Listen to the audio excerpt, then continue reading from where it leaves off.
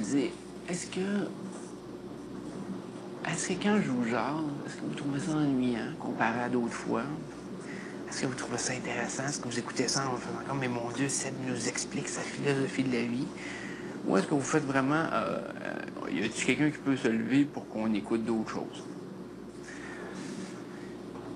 J'espère que vous trouvez ça intéressant parce que je vous partage vraiment ce que je fais pas avec les autres lafters puis que je fais avec vous autres. C'est que je vous partage peut-être un petit peu plus ma vision, ce qui se passe vraiment dans ma tête. Vous autres, vous pouvez pas l'utiliser contre moi. Fait que, écoute, c'est utile. Ça me sert à rien. Tu sais, ça vous sert à rien. Ça vous servira pas pour me dénigrer ou me bâcher dessus. En tout cas, je pense pas. Vous pouvez toujours critiquer la façon que je pense, là, mais je veux dire, en tant que joueur, ici, vous pourrez pas avoir d'impact sur ce que j'ai fait. Que je suis capable de vous parler ouvertement puis de vous dire vraiment ce qui se passe dans ma tête à chaque moment. J'aime bien ça. Mais des fois, je me dis, bon, ben peut-être que je suis un petit peu plate dans ce que je dis. Des fois, dans saison 4, je bâchais beaucoup ces joueurs. Là, j'ai comme...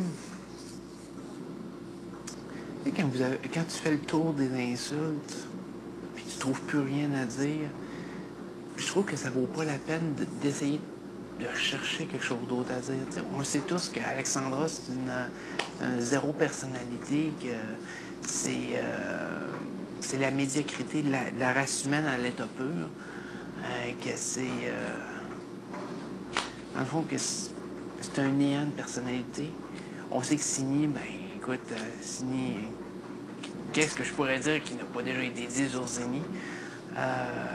Elle pète des crises. Là, elle n'en pète plus. Pourquoi? Parce qu'elle a peur. Parce que, bon, je sais que le speech de sa mère a beaucoup influencé aussi. Le départ de Delphine aussi.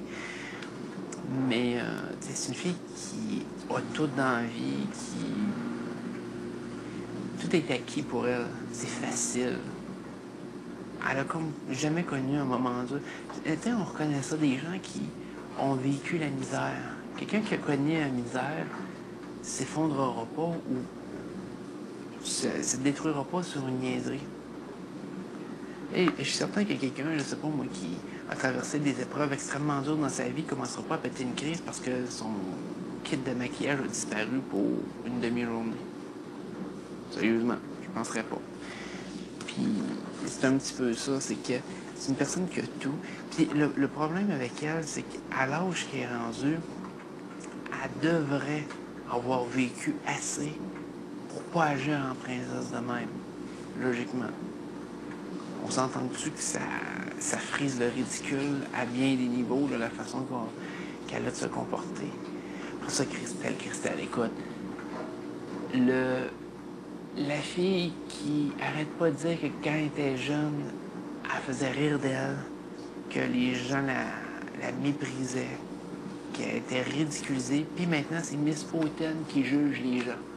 La tête en l'air, puis genre, j'ai tout, mon chum me paye tout, c'est moi, il faut que les biens matériels prennent la place.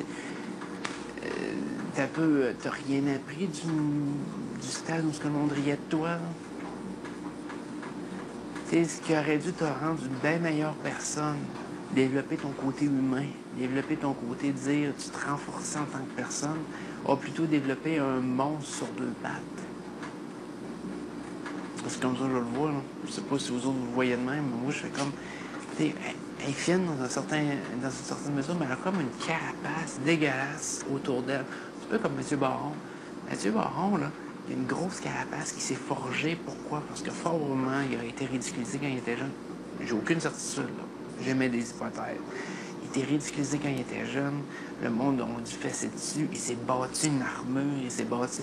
Bon, c'est sûr que le physique, bon, le petit joue au hockey, je sais que ça dépend aussi de son père qui l'a influencé dans cette voie-là.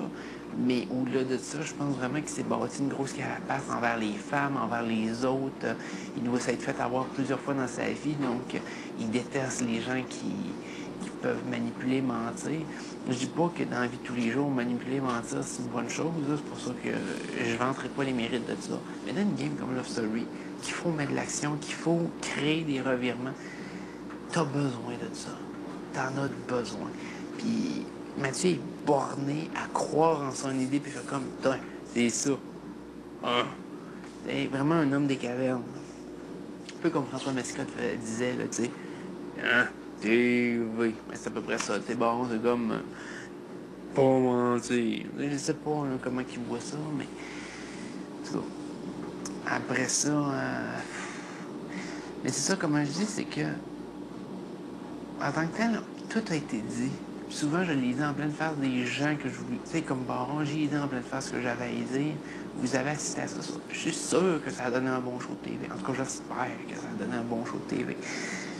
Fait que, rendu ici, bon, qu'est-ce que je peux dire de bâchage de plus? En plus, là, il y a comme un statu quo, le monde, ça bouge pas trop, ça s'engueule pas trop. Il n'y a pas trop d'éléments sur lesquels je peux frapper. Fait que, présentement, j'ai pas grand-chose à rajouter comme insulte sur le monde.